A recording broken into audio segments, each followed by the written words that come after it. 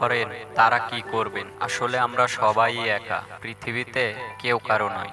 নিজেকে একা মনে করা একটি কঠিন অবস্থা হতে পারে, কারণ মানসিক স্বাস্থ্যের জন্য মানুষের সাথে সামান্য সাম্য এবং পরিবেশ যোগাযোগ প্রয়োজন হতে পারে। তবে নিজেকে একা মনে করলে আপনি এই ভিডিওটি সম্পূর্ণ দেখুন, মেধা প্রশিক্ষণ করুন।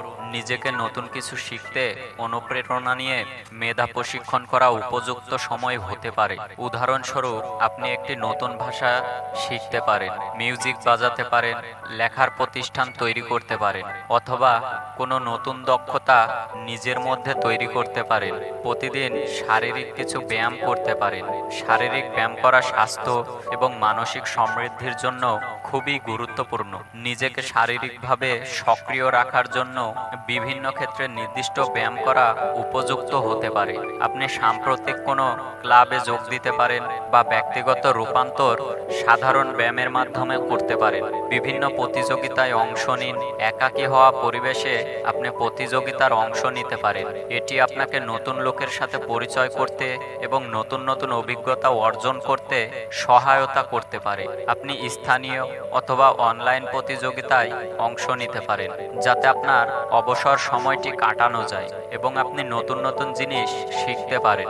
শিল্পী অথবা প্রকল্পে নিজেকে যুক্ত করুন। একাকিত্ব একটি সুযোগ হতে পারে নতুন কিছু করার জন্য, যা আপনি আগে কখনো করেননি। এটি আপনার সৃজনশীলতা এবং নতুন অভিজ্ঞতা উন্নত করতে সহায়তা করতে পারে। আপনি লিখতে পারেন, ছবি আঁকতে পারেন, ফটোগ্রাফি করতে পারেন, আবার চাইলে আপনি গান গাইতে পারেন, বাণিজ্যিক প্রকল্প চালাতে পারেন, আরও অন্যান্য অনেক কিছুই আপনি করতে পারেন। নিজের মনের সাথে সময় কাটান।